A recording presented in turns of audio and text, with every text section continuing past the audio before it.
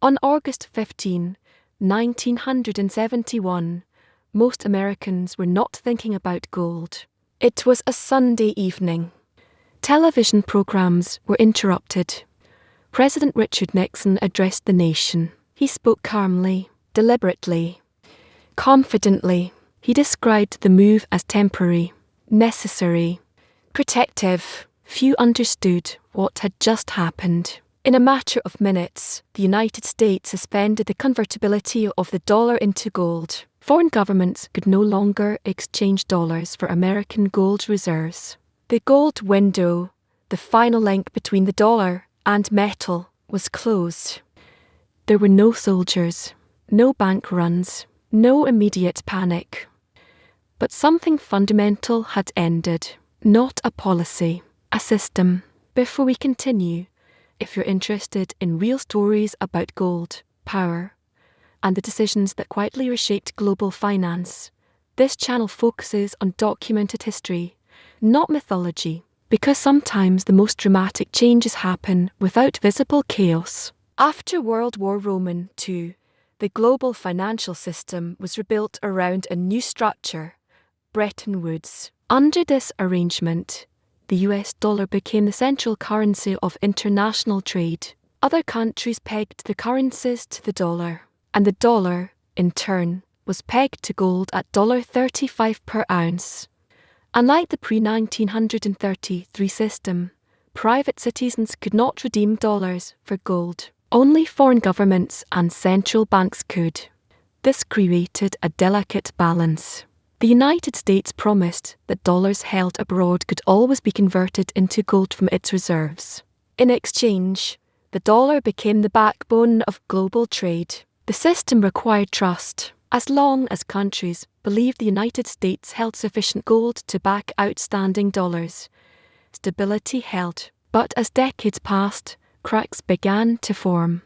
America was spending more abroad than it was receiving. Dollars accumulated overseas. Gold reserves did not. The imbalance grew. And by the late 1960s, the system that once represented stability began to look fragile. By the 1960s, the numbers no longer aligned with the promise. Under Bretton Woods, the United States had committed to redeem foreign-held dollars for gold at a fixed rate of $35 per ounce. But dollars were spreading across the world faster than gold was being accumulated. America was financing the Vietnam War, expanding domestic social programs, importing more goods than it exported. The result was a steady outflow of dollars. Foreign governments, particularly in Europe, accumulated large dollar reserves. And those reserves came with a guarantee. If confidence weakened, those dollars could be exchanged for American gold. The problem was arithmetic. The total volume of dollars held abroad began to exceed the gold reserves available to back them. If too many countries demanded conversion at once, the United States would not have enough gold to honor its commitment. The system depended on restraint. It depended on countries choosing not to exercise their right to redeem. But by the late 1960s, restraint began to erode. France was among the most vocal critics. Under President Charles de Gaulle, French officials openly questioned the fairness of the Bretton Woods system. They argued that the United States benefited disproportionately, able to issue dollars to finance deficits while others held those dollars as reserves. If those reserves were truly backed by gold, France reasoned they should be convertible without hesitation. In 1965, and again later in the decade, France began exchanging significant amounts of dollars for gold. Other nations observed carefully. The London Gold Pool, an international effort to stabilize the gold price, began to strain under pressure. Speculative attacks increased. Gold flowed out of US reserves. Confidence wavered. The United States faced a choice: defend the gold peg by tightening domestic policy severely, risking recession, or break the link. By 1971, the decision could no longer be delayed. The pressure was no longer theoretical, it was physical. Gold was leaving. By the summer of 1971, the situation had moved beyond debate. US gold reserves had fallen sharply from their post-war highs. Foreign central banks were increasingly skeptical. Speculation against the dollar intensified. Inside the White House, discussions became urgent. President Nixon convened key advisers at Camp David in August 1971. Among them were Treasury Secretary John Connally and Federal Reserve Chairman Arthur Burns. The options were limited. One possibility was to raise interest rates sharply and cut spending to defend the gold peg. That path would have slowed the domestic economy and likely increased unemployment, politically costly in an election cycle. Another option was devaluation, officially raising the dollar price of gold, but that would have signaled weakness and might not have solved the structural imbalance. The final option was more decisive.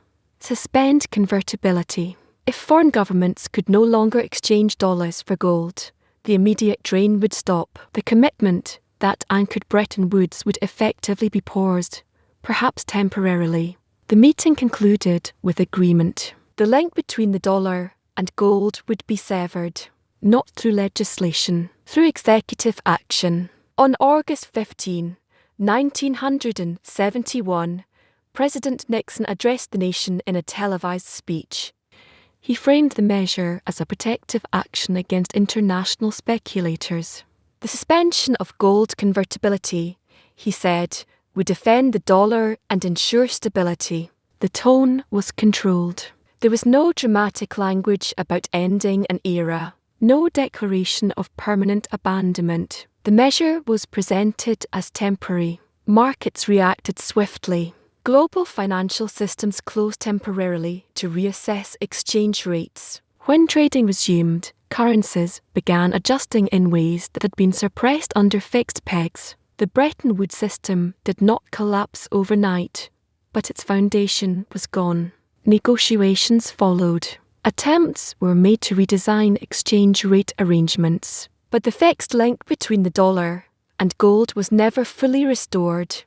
What had begun as a temporary suspension became permanent reality. The gold window remained closed.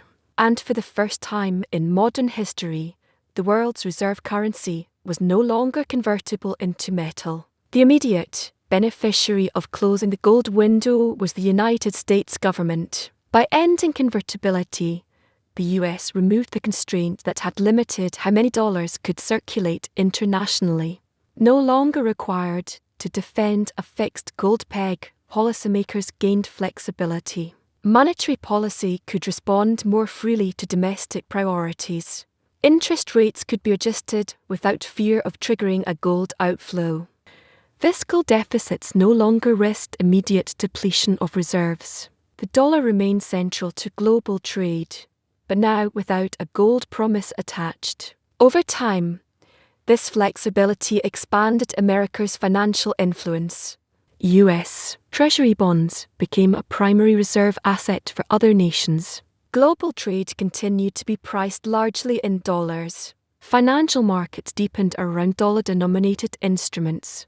The break did not weaken the dollar's dominance. It transformed the basis of that dominance from metal backing to economic scale and institutional credibility. In the short term, volatility increased. In the long term, the dollar's role endured. The United States gained policy autonomy. Gold lost its position as ultimate referee. For other nations, the shift was more complicated.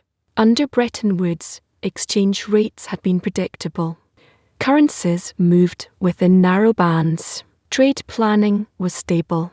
Gold served as a final settlement mechanism. Once convertibility ended, that anchor disappeared. Exchange rates began to float. Currency values fluctuated in response to market forces, inflation expectations, and capital flows.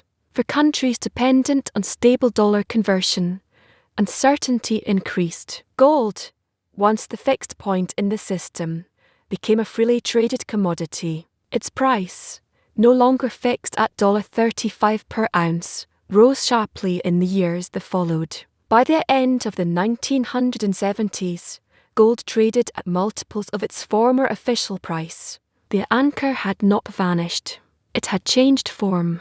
Instead of stabilizing currencies directly, gold became a hedge against their instability. Nations adjusted. Financial markets evolved. But the world had entered a new era, one in which value was defined less by metal and more by confidence in institutions. The end of gold convertibility did not produce immediate collapse.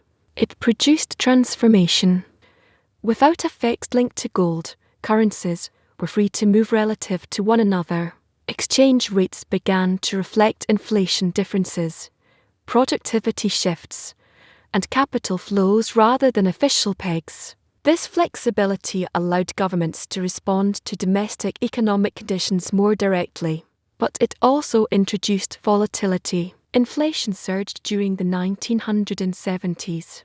Oil shocks amplified instability. Interest rates climbed dramatically in the early 1980s as central banks forced rise in prices.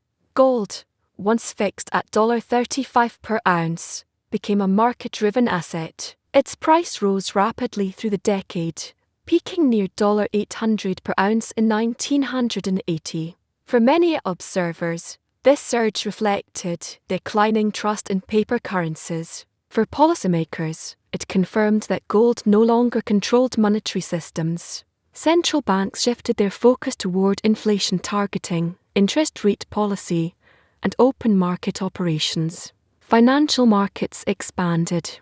Derivatives, futures, and global capital mobility accelerated in the decades that followed. The discipline once imposed by gold was replaced by institutional frameworks and central bank credibility. Stability no longer came from metal reserves. It came from policy coordination and market confidence. In the years following 1971, there were discussions about reforming the system. Attempts were made to create modified exchange rate agreements, but a full return to gold convertibility never materialized. Why? Because the world economy had grown far beyond the scale of available gold reserves. Global trade volumes expanded. Capital markets deepened. The monetary base required to support economic growth no longer aligned with fixed metal backing. Restoring convertibility would have required either drastically higher gold prices or severe contraction of global liquidity.